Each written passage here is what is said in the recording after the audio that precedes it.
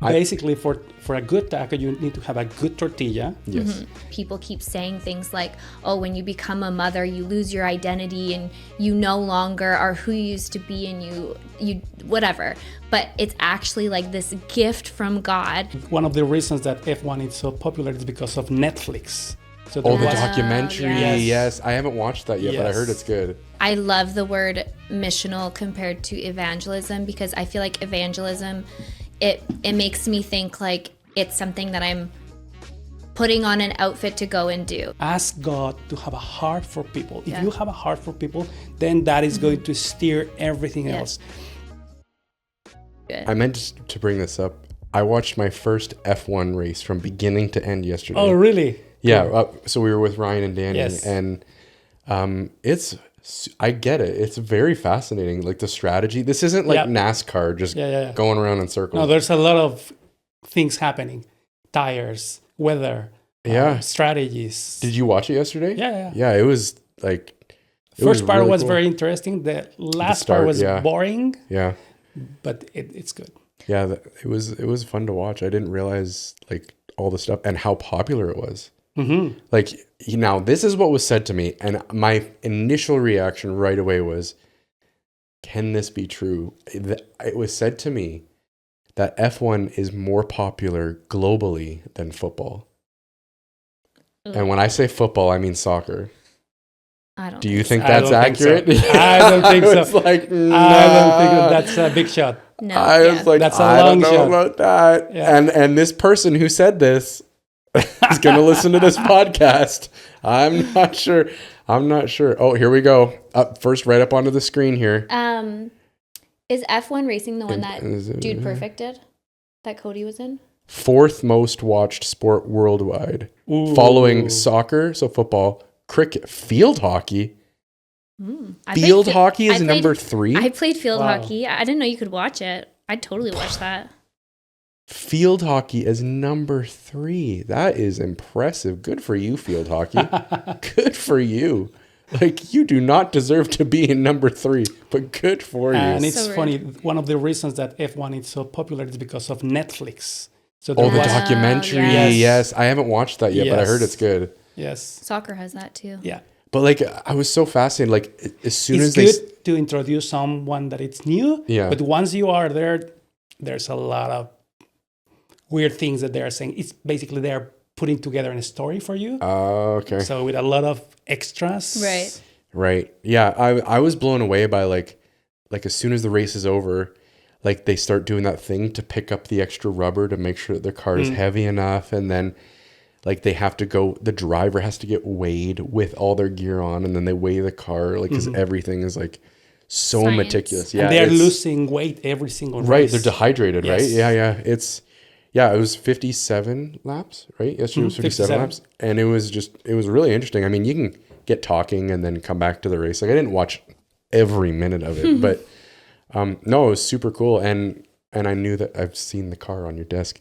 So anyway, well, we've got Mauricio, who is a pastor on staff with us. We've known him as Alfonso for so many years. And I don't think I've called you Alfonso in a long time. I've been really good. It's Mauricio now. Yeah. So, and to explain that is, yes.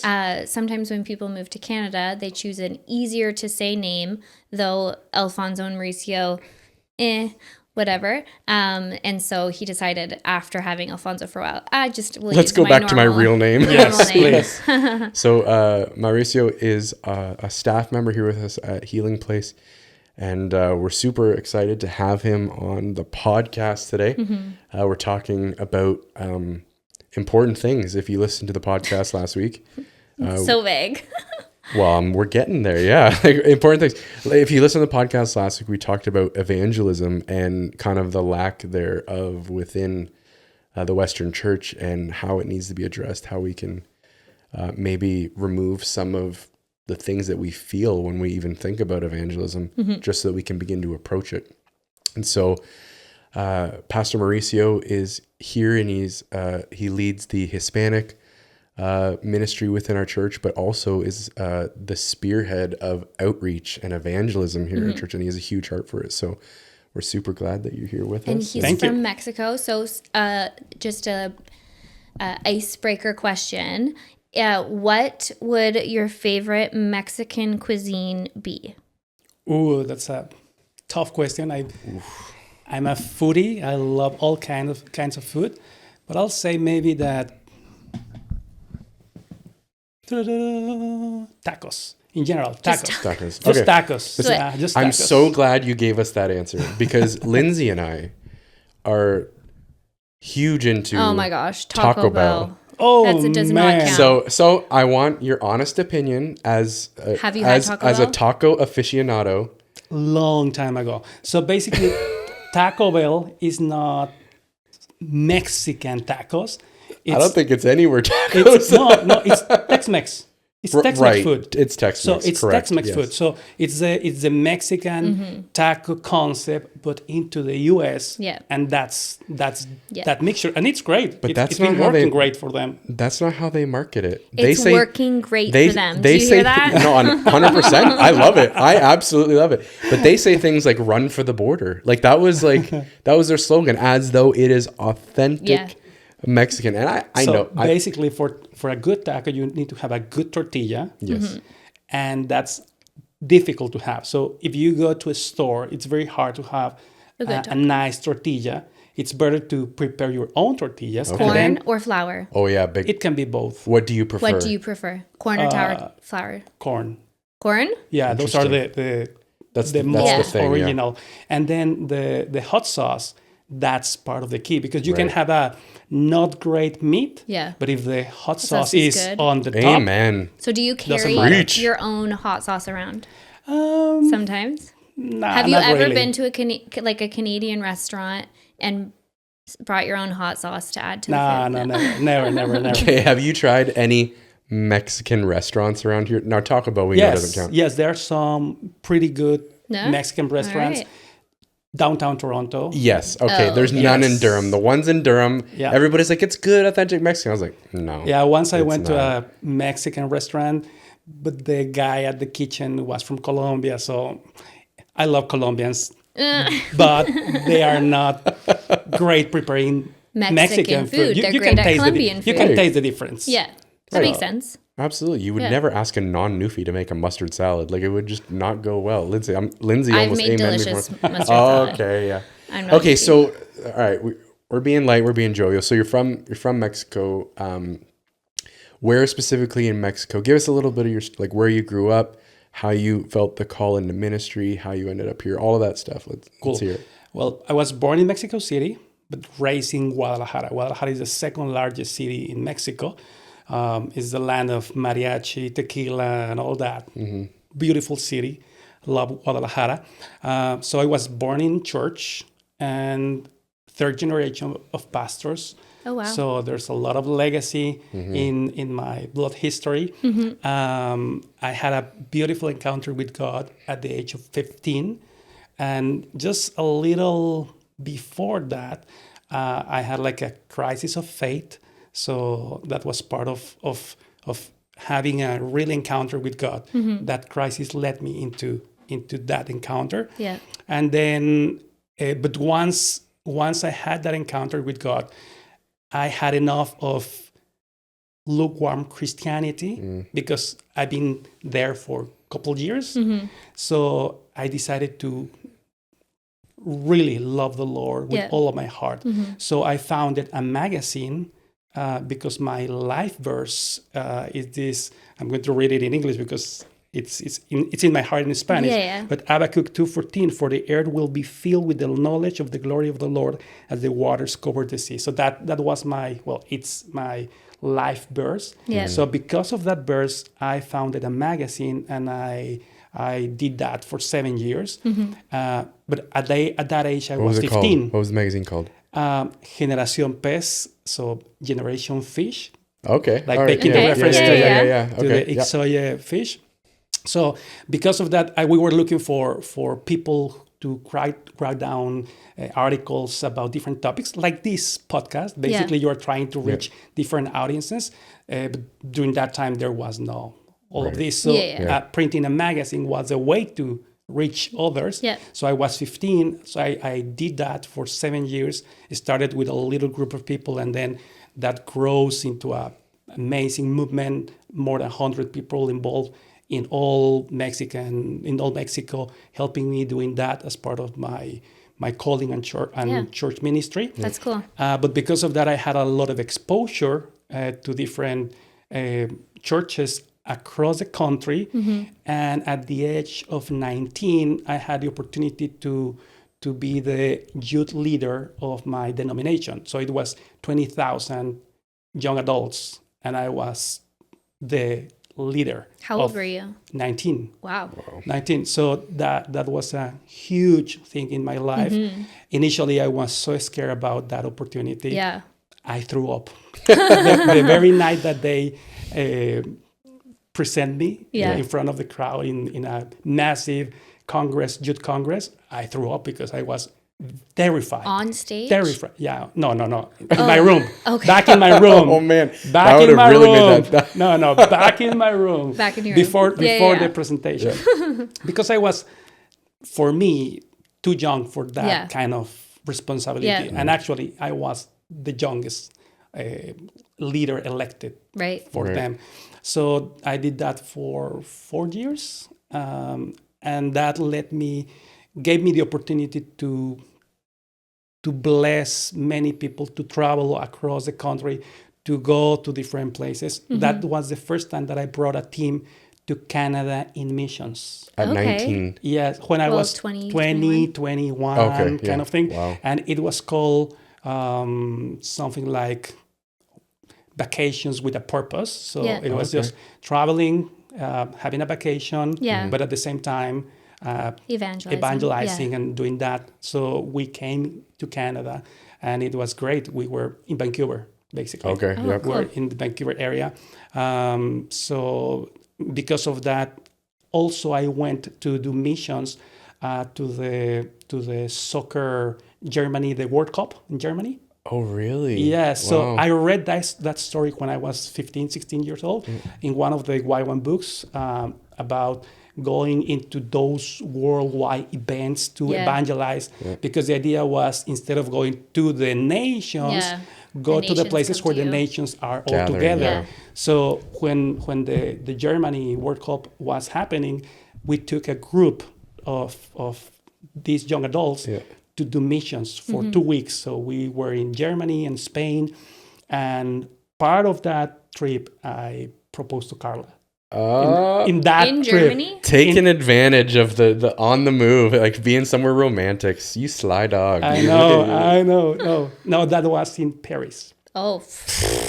In the Eiffel Tower. Oh my goodness, no way. In the top of the Eiffel Did Tower. she know that it was coming? No, that was, and it was not planned. It was. It was spontaneous. So I was thinking about proposing Carla for a couple months. And then you found yourself in the Eiffel Tower, and you're like, yeah, let's do it. This is the moment. Yeah. But so that was great. But we decided to be 1 week in Germany, and then 1 week in Spain, and there was only 1 day off in between. Right.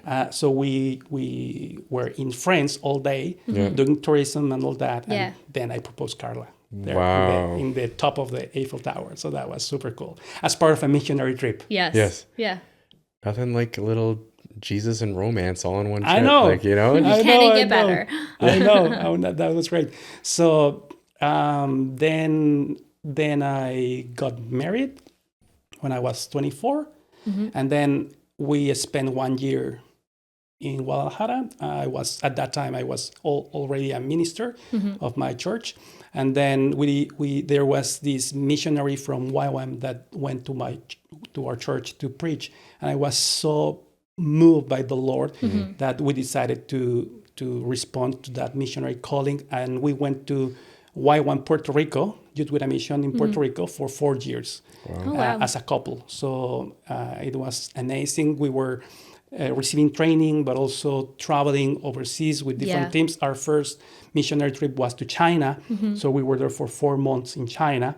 And that was life-changing, that experience with the church, with the persecuted church and all that. But we were traveling to different parts of the world, China, then we went to Cuba. We had another trip to Cuba. We went to Israel. Okay. as well, as missions and as a study trip, Yeah. both things. And we took some of the group to Mexico as well for a missionary trip. So it was an amazing time. But then at the end of those 4 years, we went back to Mexico, and we pastored a church for 7 years. We were pastoring, but in a very poor community. So it was like being in missions in Mexico because of the Right. context. And at the same time, because of all my experience in missions, they invited me to be part of the founders team of a missionary agency. So that was super amazing experience, because we founded a missionary agency trying to mobilize our churches in Mexico. And because of that, at the beginning, we had like 12 missionaries, 12, 15 missionaries. And at the end of the 7 years, we had 100 something missionaries all over the world. Crazy. So I was in charge of the sending part.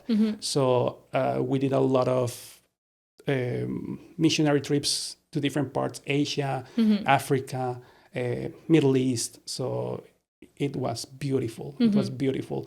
And then at the end of that period, we felt that there was something for us beyond our local church. Right. Because we've been preaching and sending and mobilizing, and there was this this sense in our heart where, how about you? Are you going to respond again? Yeah. And then we thought about Canada, that this is a very strategic place, because this is unique. In Mexico, you'll only find Mexicans.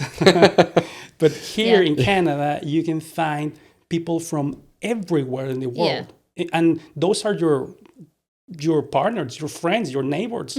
So that's amazing to have access to all those kind of people. So we thought that this might be an amazing way to continue our journey. And we pray about it. We received the blessings of our leaders, and here we are. In a nutshell. Yeah. Are you still a part of that organization? No. Okay. No. No, we are now on our own. I didn't know like how it works. Like some organizations, it's that you're still like part of like hold accountable kind of thing, or That's a story for another podcast. Another podcast. All right. Yeah. But that's really cool. That's really Yes. cool. I didn't know all of that stuff. You are very well seasoned in the world, Yes. in the nations. I love the nations. And also as a pastor, having the opportunity to contrast and see the end results of religion worldwide. Because one thing is saying that, all religions are the same, but when you take one idea to the end, what's the final consequence of one idea? You'll see how it is to live in a Muslim countries. You'll see how it is to live in an animist country. You'll see, and it's completely different. It's not this romantic idea of all religions are the same. Ideas have consequences. And it's so powerful to see the consequences of different belief systems. Right. Okay, so you have done evangelism, missions work all around the world. Where is the hardest place? Africa. Africa was the hardest? Yes, to Africa. to Well, evangelize? Africa and the Middle East, I think. Okay. Yeah, Africa Middle and the East for Middle East. sure. Because in Africa, you'll find this animist setting where there's a lot of witchcraft. Yeah, and there that's is, the yeah. real tough witchcraft. It's not the Harry jokey. Potter, yeah. No. No, This real. is the real stuff. Yeah. So if you are not well prepared, you'll have a bad time as a missionary over there. So you need to be very mindful about it. Prayed up. Yeah. Okay, so like doing missions work in Africa and seeing like the realness of witchcraft and stuff like that. Then when you come to North America, are you sometimes like, you do not realize like what you guys are dabbling in? Sure. Yeah. Because I think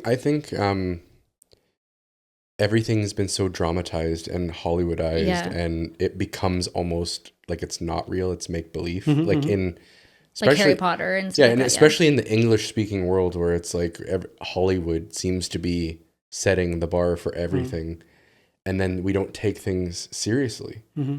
And you've seen it, firsthand. I think about some stuff in John G. Lake's biography where he was dealing with like witch doctors and stuff like that, and how it like the demonic is very, very real, and it's not this.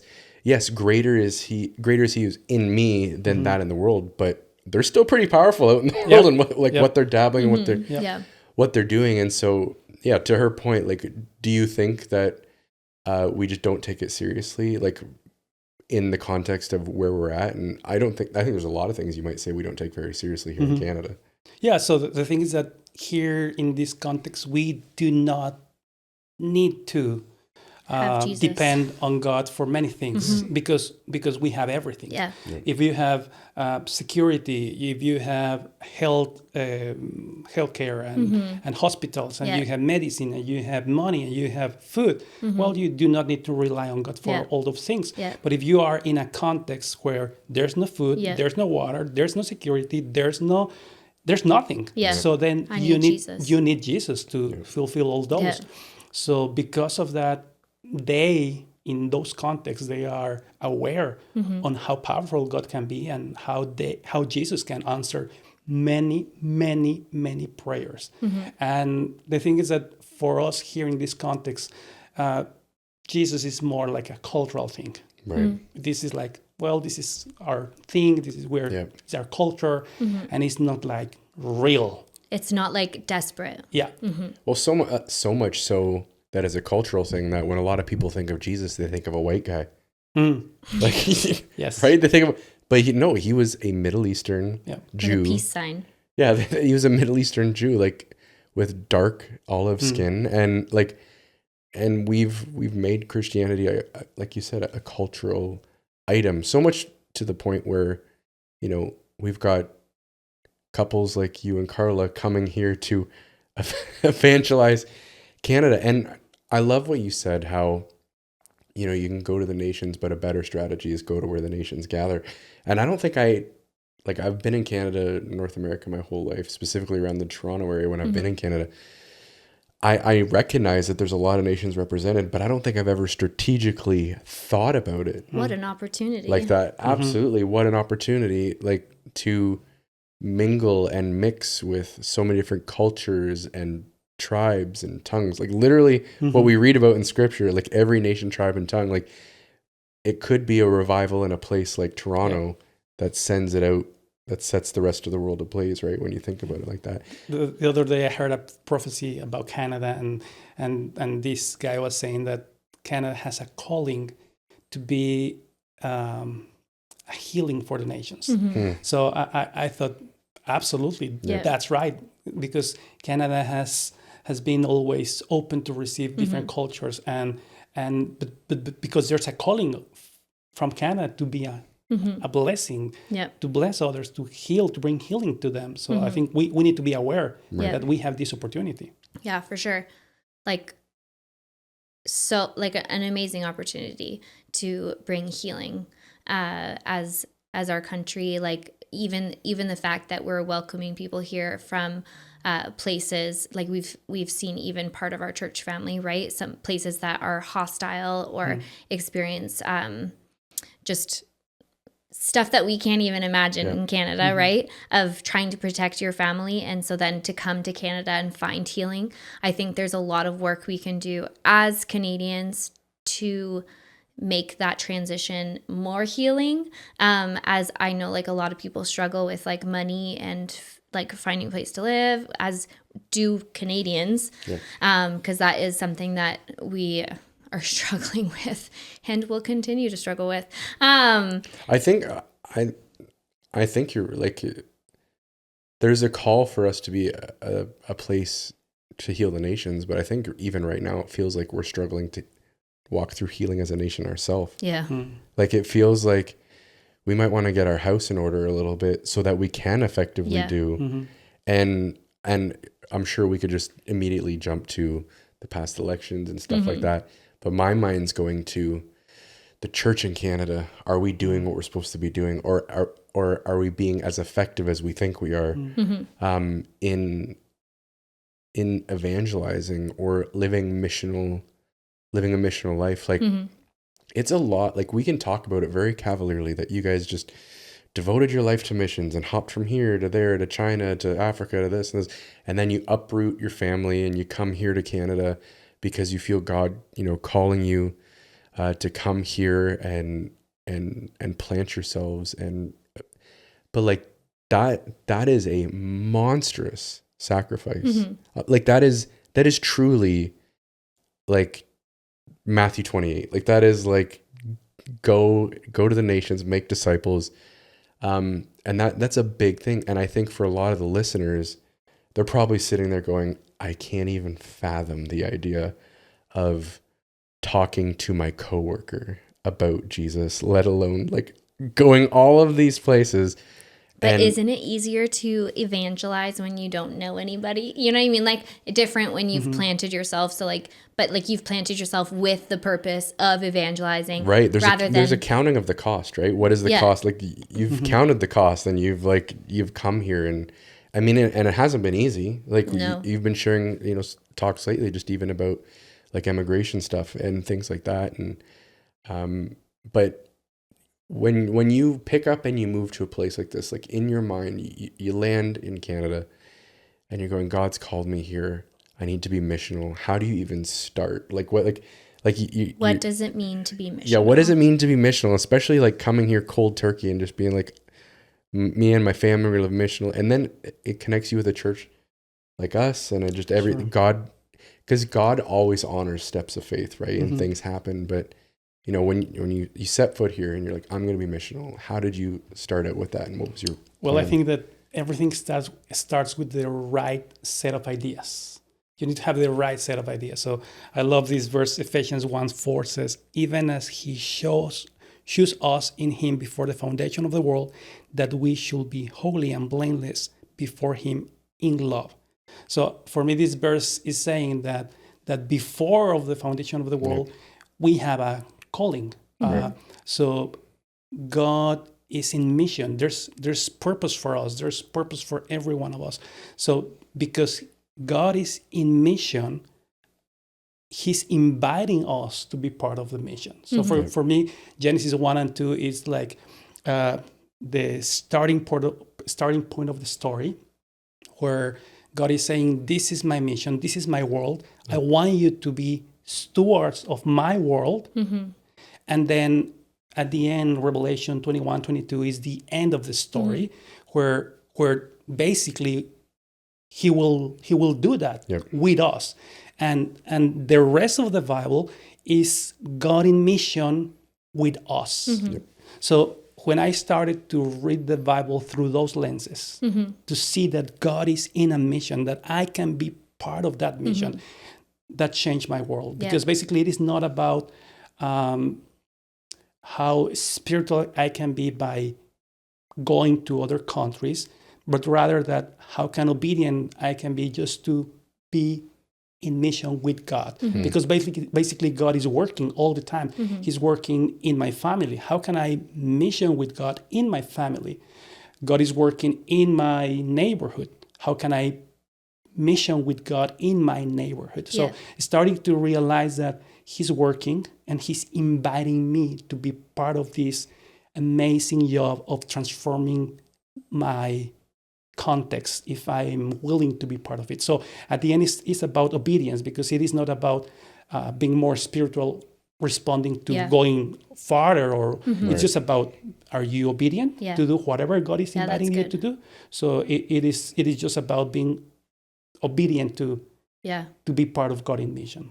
And I think when we're I know, because the Bible says when we are obedient in a little, then he'll give us more responsibility, more opportunity. And it's true. Like you think, oh, look at that person, they're so spiritual, that's why they're able to do those things. But really it's more often than not that they're just more obedient to what God is saying. So God is giving more opportunity, right? So that's important for us to even just like pause for a moment. Okay, I don't have to be like this, some super spiritual, super smart, biblically even, in order to join the mission, right? Would you say that's the key to living a missional life, is that obedience leads the way to everything else? Yeah, I think so. And to be willing to embrace your calling. So, for example, I think that there's many moms that they need to embrace their calling as a mother. Because if you are embracing that calling to nurture your children, then you are missional, you are obedient to that call. And then you are doing what the Lord is wanting from you to do. So the same is about anything else. No, but I love that, because I was listening to a podcast last week about how moms, so often culture now has twisted it that being a mother is having a burden. And it is a burden, but it's a hero's journey where the difficulty of it actually makes you into a beautiful person. People keep saying things like, oh, when you become a mother, you lose your identity and you no longer are who you used to be, and you whatever. But it's actually like this gift from God, this hero's journey that, like, sure, you have difficulty or whatever, but we can thrive in it. And as we thrive in motherhood, not you guys, but fatherhood. Hello. No, but like it is a spiritual thing to be a mother, and I wish that our culture allowed for moms to be moms, because like I could go into this about like how I think the fact that moms have to work full time and be a full time mom has led us into mental health issues, like stress, just all the things. But if we were able to fully like embrace what I believe God, like I am a woman pastor, I'm a worker, whatever. I think that women can work in whatever, but I think that there is something beautiful about if we were able to just fully embrace that calling and what our children would be. Well, and I think while we've kind of couched it in motherhood, I think even the more broader sense of what you're saying is that wherever you find yourself called in life, be missional in that, right? There's no lot in life that is beneath being missional. So motherhood, you could be missional in fatherhood. Sure. You could be missional as a plumber, right? 100%. And so, I think that's what you're touching on. And while I would love actually to do a podcast about that, I won't be on it because I'll just be like saying dumb stuff that. No, I think that it's important for a man's, because here's the thing is, but then I'll start mansplaining. No, and it's like a whole thing. We have made. Come on, give me some horns, Erlen. Give me something. But I think that the gender inclusivity of our world has. Blurred lines. It's blurred lines. Men are not able to be men. Women are not able to be women. And we were created but even if science looks at our bodies, they're made differently. Our gifts are different. Like there's always the exception, but I think that it's important for both sides to approach things like this. Okay, so let's even unpack this a little further, because I think this is going to tie into missional.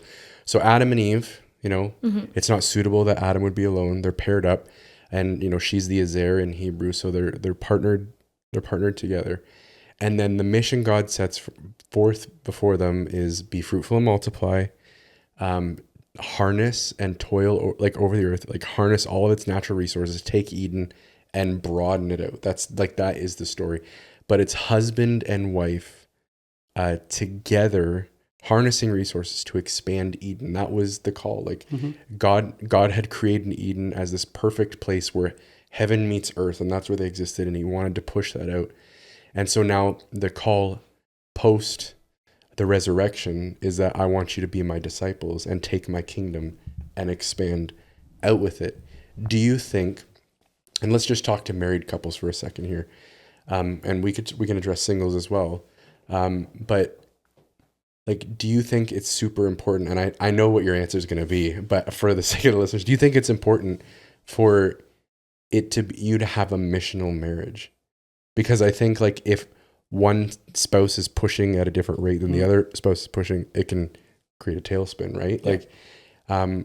as we're trying to be missional believers, talk to me about like the importance, like we don't have to look past yesterday, like, Yes. to know this conversation, But you know what? I think there's something that it's being there, that it's impeding that we embrace this missional idea, and it's this division between the sacred and the secular. Yeah. So and that is that in the back of our minds we think that it is more spiritual to do spiritual things like coming to church, worship, praying, whatever, and it's less spiritual working, stay home mom, doing the dishes. All those things are like secular, non-important to God, and that's a lie. Yeah. And if you want to be a couple, a missional couple, there's a lot of things that are less spiritual, that are the same before the eyes of the Lord. Yep. The same importance for both of them. Yeah. So we just need to embrace our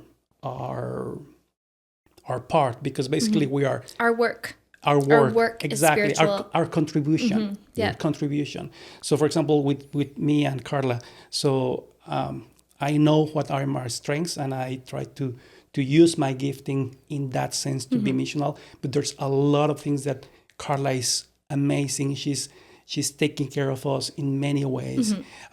He's doing a lot of things behind the scenes. Yeah.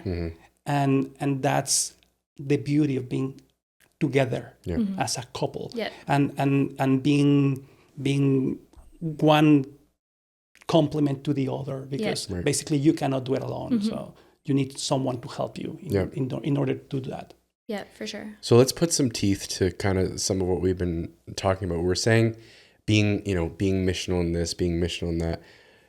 How would you say, in your calling or in your marriage or in your singleness, because we don't leave the singles out, because there's a beautifulness to being single in seasons where you're available to do whatever, whenever, with no strings attached. So you can do stuff. Not anything, but yes. Well, not there's always a caveat. Yes. But when you say missional, like, how does that play out in reality? So like can we evangelizing. What would you use as a defining for missional? So like we've been talking about it, so you've probably gotten an idea. However, like if you are teaching a class about what is missional, what do you say?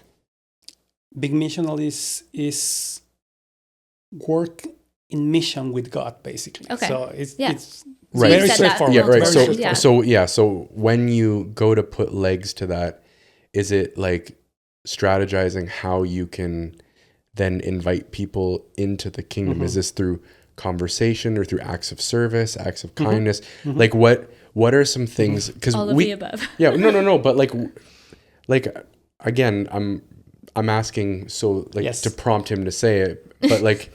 Because I know where he's going to want to go. Like, we've had the blessing of having him sitting at tables with us for years now. And so like he's been pouring this stuff into us, but I want him to share it. So what does that look like strategically for a mom and a dad with 2 kids in sports? They want to live a missional life. What can they start implementing into their life to be more missional? Like, because it's one thing to say we intend to be more missional. Then what do you do? Yeah. So I was thinking about that one. I'll say that in a broad sense, it starts with the heart. Yeah. So we need to have a heart for people, because in order to be missional, you need to love people. Yeah. If you do not love them, if you do not care about them going to hell, there's nothing to do, because you don't care. So it starts about loving people. Ask God to have a heart for people. If you have a heart for people, then that is going to steer everything else. Then begin to see your life as your mission field. So you need to start, whether you are at the grocery store or chatting with a coworker or picking up your kids, God can use those moments. So you just need to be mindful about them, and then live with intentionality. Ask daily, God, how can I join you in what you are doing today? because he's working. Yeah. So how can I pair? So the other day I was at work because on Fridays I'm off at church, but I'm working at the construction company. Yeah. So one of my colleagues, he was having a pain. So I felt that at the end of the shift, I was going to pray for him. So I did that. And the reason was that I didn't want to disobey the Lord about this opportunity. And then I just took a couple minutes and say, hey, can I pray for you at the end? Yeah, sure. And there was other friends in the area, and I just did it, and that's it. Yeah. I was just trying to be mindful about this opportunity to be a blessing for someone else. But as well, being more specific, I think we can pray to look for some opportunities. Okay, Lord, how can I be a blessing for this particular people group? Okay, I need to pray. Maybe I have this sense of the importance of reaching Muslims. Well, let's start praying for them. Because if we pray, then the Lord is going to give us a heart, and then He's going to open our eyes, and then He's going to lead us. And then we need to start build relationships. Because, for example, here we have at ESL, at Current Share, we have different people groups. We have Muslims, we have different people groups. And so if we start to build up relationships with them, being intentional about it, develop a friendship, because that's the other thing. In the past, we thought that it was just about throwing Bible verses to people. Yeah, I love that. But that's not a biblical way to reach them. We need to build bridges. We need to connect with them in their lives. And then also we can give for missions and support missions and be aware of the things that are happening around the world in general. So I'm so glad you brought up the prayer aspect, because when we recorded last week's episode, it popped into my mind, and then I got distracted in the conversation. But it is so important that if we want to be missional and we want to evangelize, I think it has to start in prayer. Because not even just the heart, and that may be the single most important thing to take on the heart of Christ, but that you're also spiritually paving the way for conversations and opportunities to open up. And I think that might be part of why evangelism has taken such a hit, because people aren't praying. There's the biggest epidemic or pandemic in the church is prayerlessness. And when you've got the body of Christ not praying, they're now not hearing, not seeing as Christ hears and sees, and how our Heavenly Father wants us to view through the lens of His mission to partner with Him. And how can we will never take that step of faith to witness if we haven't taken up the burden of prayer in private, because there will be a lack of confidence. We won't feel like God's given us anything specifically to speak into people's lives. You won't see the opportunities, all of these things. And I think it's so important that we begin to pray for the lost and get that burden, that burden for the lost, to say things like, God, reveal to me how broken you are over your lost sheep, and break my heart for the things that break your heart. And you just that's not a prayer that the average person in church even thinks to pray. And partly I place that at the feet of pastors over the last several generations of not teaching prayer. And it seems to me like outside of the Western church, prayer is a very big thing. They're having prayer revivals, prayer meetings, prayer, they live and die in prayer. And as you led off the podcast in saying, we got everything here. What do we need to pray for?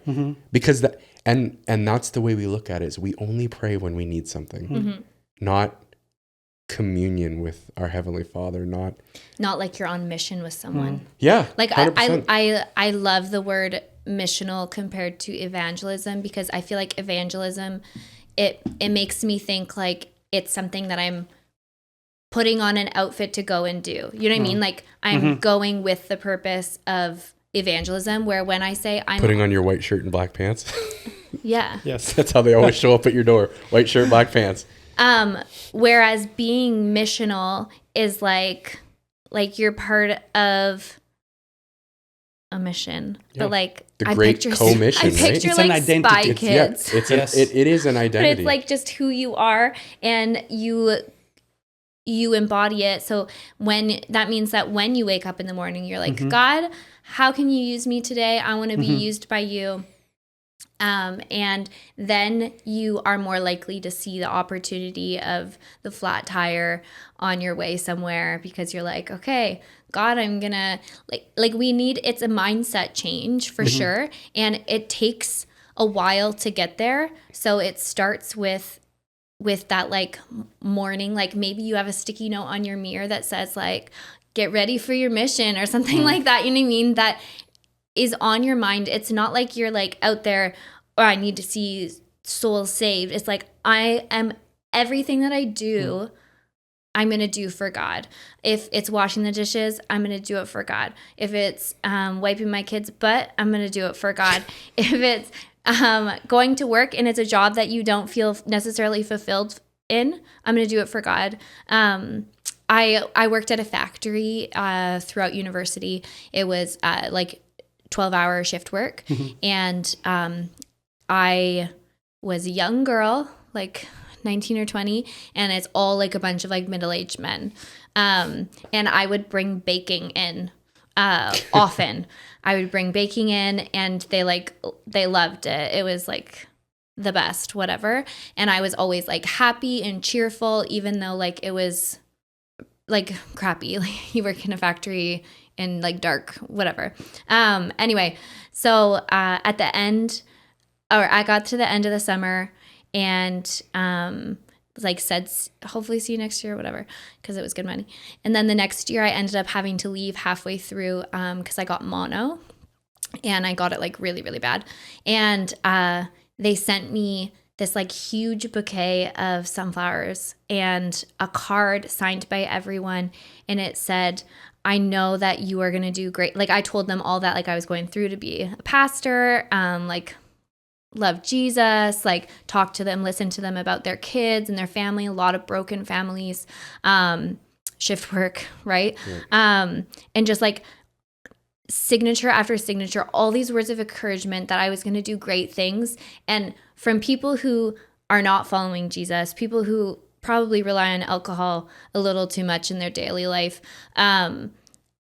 they could see the difference in me. Like that's what the card showed. And I felt like even when I look back to those summers, I felt like my impact might have been greater than my impact ever has been in the church, just because it felt real, right? It was just being the light and the salt that Chris talked about last episode and spoke on. And I think so many of us have that opportunity. I think sometimes I'm like, oh, and the church is so hard to feel like you have an impact, you know? But so many people are not not working in the church as their ministry and mission is outside of the church. And they have such an opportunity to just like bring that light to the world. And we all do, but like, you know what I'm saying? I think that one concept that is important to clarify just before finishing is that for me, the Great Commission is about discipling the nations. So in order to disciple the nations, there are different phases.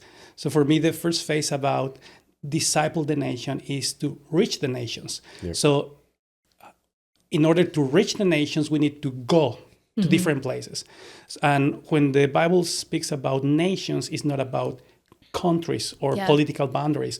It's about people groups, different people groups. So there are many people groups that they are waiting for us, the church, to reach them. Come to them. Yes. So I think one group of people needs to be obedient to go to those people groups. So that's one of the phases of discipling the nations. So that's why we need to send missionaries to those areas, those unreached areas. And you don't necessarily mean those countries, like you said. we need to send them as a church to the different areas in Oshawa. Yep. Yeah. Yeah, it might be. Yep. The other thing is that the second phase about discipling the nations, for me, it's about planting churches. So once people group it's been reached, now we need to expand the kingdom within them. So we need to plant churches, and we need to spread the good news, and we need to help them to grow in their faith and be disciples of Christ and all that. So we need to send them to do that. And the third phase for me, it's about the discipling the nations, is about transforming them, being salt and light, show them the ways of the cross, show them how to live in a way that honors and brings glory to God. So that's why being in mission, it's being able to disciple the nations, to bring transformation to the world, to help the world to see the light and the glory of God in every corner. So someone can pray, someone can go, someone can do different things, but at the end, all of us, we have a part in that plan. We just need to be obedient. Yeah. I believe like one of the things that we're struggling with, like as a church here in Western and North American culture, is that we don't see ourselves as on mission with God, and we don't see ourselves as disciples that are supposed to evangelize or disciple. And I think it was A.W. Tozer that said, your what you think about God is the most important thing about you. And I think the second most important thing that you about you is what you think about yourself, your identity. And so if you don't see yourself as someone who's called to a mission with God, you'll never act out of that because your your functionality flows out of your identity, right? And so if we never see ourselves as disciples called to make other disciples, or I love the way you put it, being on mission with God, we'll never walk in it. And so we have to do this like identity shift and re-educate the church. Like, I said last week in the podcast, and I had spoke on it a couple weeks ago on a Sunday, that, the first part of the Sermon on the Mount is the Beatitudes, is the character of those in the kingdom. And the part that I spoke on, which is, the salt of the earth and the light of the world, that's the identity of those. And we just don't see ourselves often as salt and light. We might see ourselves as victims. We might see ourselves as Christians, but what that view in our mind is, we show up to church just on a Sunday, and maybe we'll just abstain from gossip at the water cooler this week. Like that's our high sacrifice that we make, right?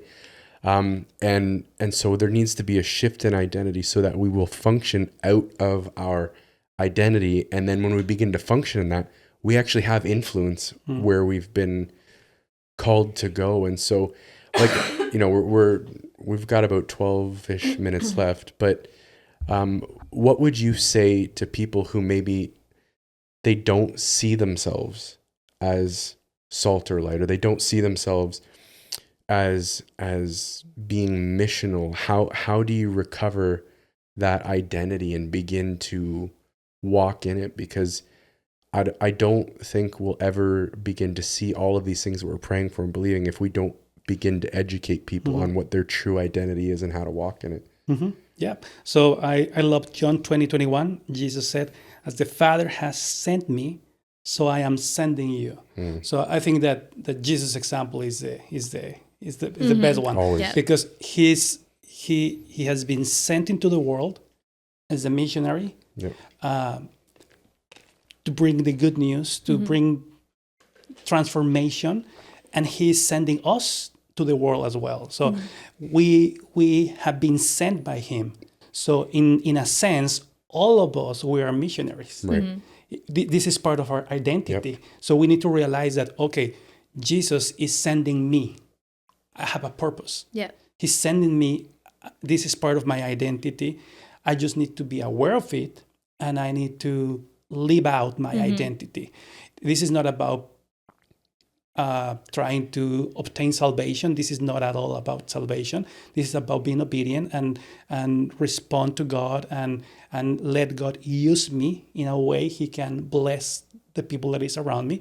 But something beautiful about the mission of God is that God designed it to be part of this because of our well-being. When I am being obedient, when I'm in mission with God, He's using that one to help me to grow.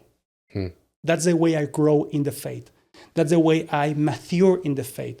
So it is not about just, I'm doing something good for God. No, I'm doing something good for me. Yeah. Because when I'm willing to get rid of my selfishness, when I'm willing to obey God, then I'm growing in my faith. I'm becoming more free. Yes.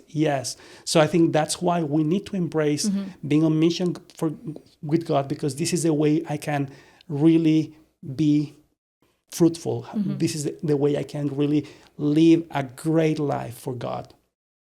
Wow, that's good. That's good. Did you have more questions you wanted to ask? Anything floating around in your noggin?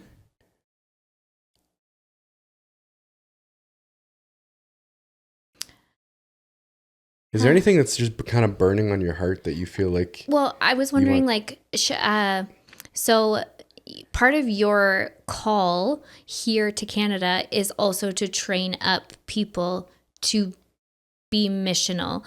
We're all supposed to be missional, every single one of us. And that's the part that I think gets blurred. So if you're listening to this and you are a Christian, you are on mission with God, and you need to realize that and embrace that you are on mission with God.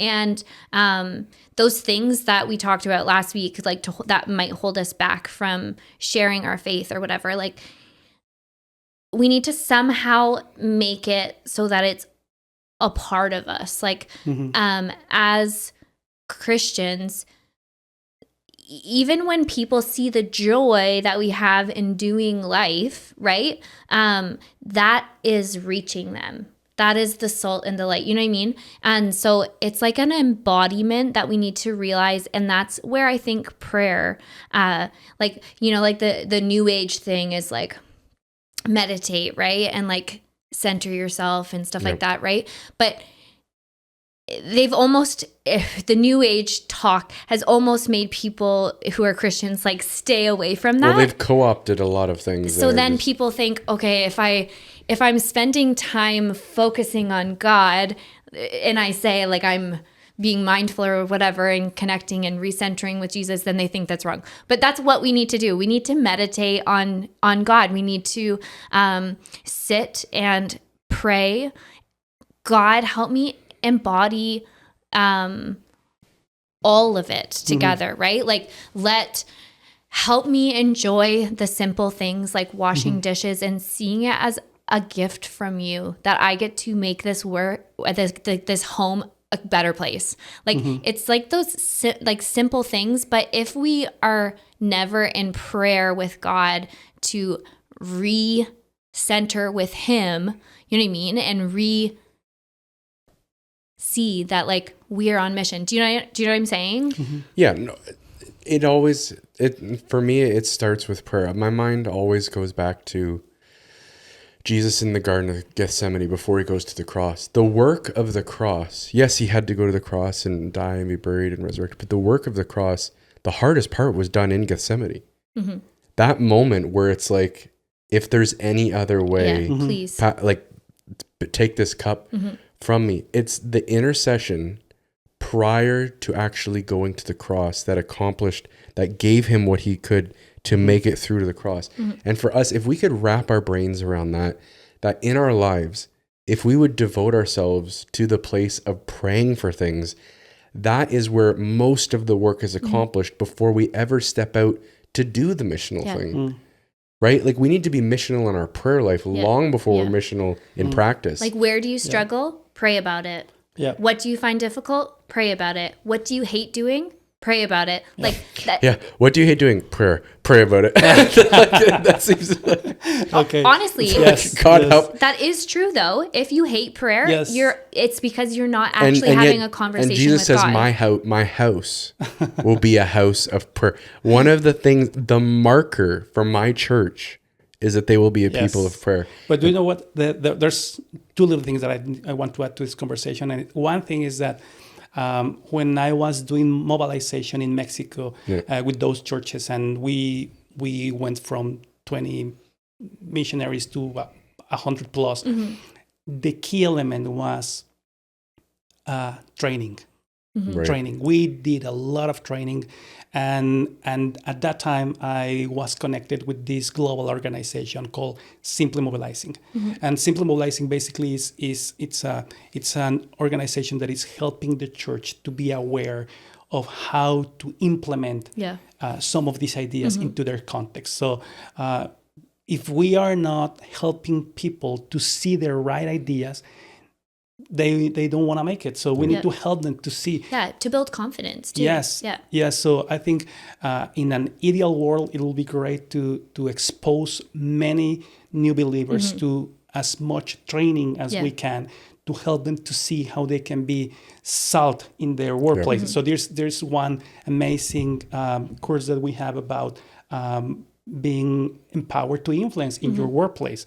There's another amazing course that we have about how we can become a missional church. That course is designed for churches and pastors mainly to understand what it is to be a missional church.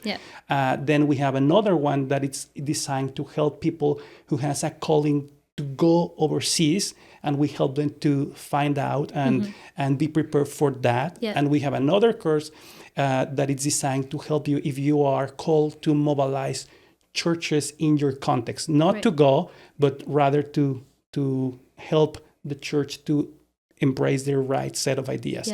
So I think training, mobilization, it's super important to help people to be aware of the tools that they have available if they wanted to go further in this road. And we have a course coming up in June. Yes. I think it is worth mentioning for those who are local, because anyone can come, even from a different church or anything, right?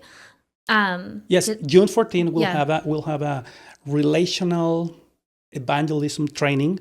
It's going to be all day. So during the morning, we'll have 3 hours of training how to share your testimony. Very easy. Yeah, simple. It's very simple. How to share your testimony in 2 minutes and just start to build up a relationship with people wherever you are, workplace, family, in the park, in the grocery stores, whatever. So it's going to be a 3-hour workshop about how to do that, how to overcome fears, and just be free to share your quick testimony.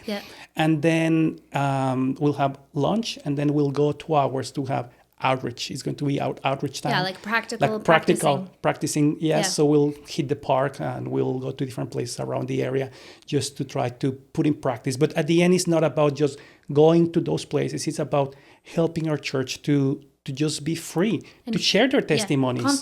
Be confident. And I think that's beautiful if you can just be free to share your story. Because all of us, we have a story. We just need to be free to share that story. And people are like, people love hearing stories, but they are searching for truth. Like it's in them. Like it's we're God's children. Like it's in them to find what the truth is, right? And specifically right now, like I've seen a couple of articles lately how the millennials and younger right now, there hasn't been a generation in a long time that is more open to the gospel being shared to them than it is now, because there's such a hunger for something outside of just the disaster of what's going on, and they're open to spirituality, not religion, but spirituality, right? And they're going to find something. There's lots out there, and the goal is for them to find the truth, right? And that's why the second thing that I would like to say is that in my mind, the ideal in an ideal world, it will be great for new believers that in the first year you being exposed to reading the Word of God, the whole thing, Yep. first year of your faith, but also to have the opportunity to be part of a missionary trip, a short-term mission Yeah. trip, at least 2 weeks, Yeah. 2-3 weeks of To mission trip. stir up the Yes, yeah. just to be being exposed to something like that, because I think like a short mission trip can be life changing in your life. Yeah. So one of the things that I would like to do down the Yeah. road is to organize teams going back to For sure. Mexico, different Yeah. parts of the world, whatever, and just let people to experience. I think it's more for short-term missions. Would you say that it's more about, excuse me, more about the people going than the people receiving? Yeah. Yeah. And when you say more Short about, turns. you mean like the impact is greater on the person going than Yeah. like some of the missions trips that I went on in college, and I led my youth on a missions trip, but like there's some of the most impacting things to me. Like I don't know if I want to put this on the internet, but I smuggled Bibles into China in college for a week. But I remember being in... They're coming for you. Yeah, they're coming for I remember being in Nicaragua in the dumps where people lived, and just the smell that's in my brain. But I remember we did this like quick little outreach thing, and we prayed for people to be healed. We said, come if you want to be healed. And I had an opportunity to pray for a deaf person, and like that. Wow. Like their ears were open, and like everybody's like freaking out because everybody in the area knows who this person is. And it was just like this, like just amazing thing. It's such a faith building thing, because in that moment, it's like either God's going to do this or, and well, maybe that's more impactful for that person than for you. No, yes. But whenever I think about like what God can do, that impacts me. Absolutely. The guy who can hear 100%, but on short-term missions, yes, it really... Generally, it impacts the people going more than the community because it's so short or whatever. But it can still have, you hear crazy testimonies, because when you're willing, then God shows up, right? And I find there's a lot of prayer usually and planning into those mission trips. And God says, wherever his gospel is preached, it will be followed by signs and wonders. That's his way of confirming that this is his gospel. And so if we're not obedient to preach the gospel, we'll never see the signs and wonders that follow, right? Yeah. It's good. So let's plan some trips. Absolutely. Absolutely. I want to get on a mission trip. We'll have to do it. I've never been on one except for with school, but it was called like cultural experience. So we did a bit of missions, but it was also just like anyway, I would like to go on like a genuine one.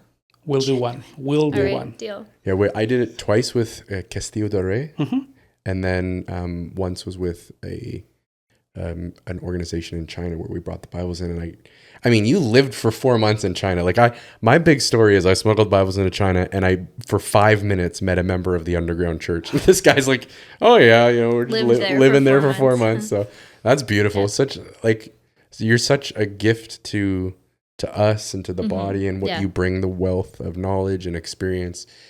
And we're super thankful that you're here on the team, and like just how the whole thing was orchestrated. Like maybe we'll get into another time, but he literally moved into Oshawa across the bridge from the church, and then just ended up being here, and now he's on. It's an amazing thing. God is awesome. Thing. Yeah, God's awesome. Yeah. So yeah, that's kind of, we'll wrap it up there and call that a pod, and then definitely have you back for some more missional living stuff. And amen.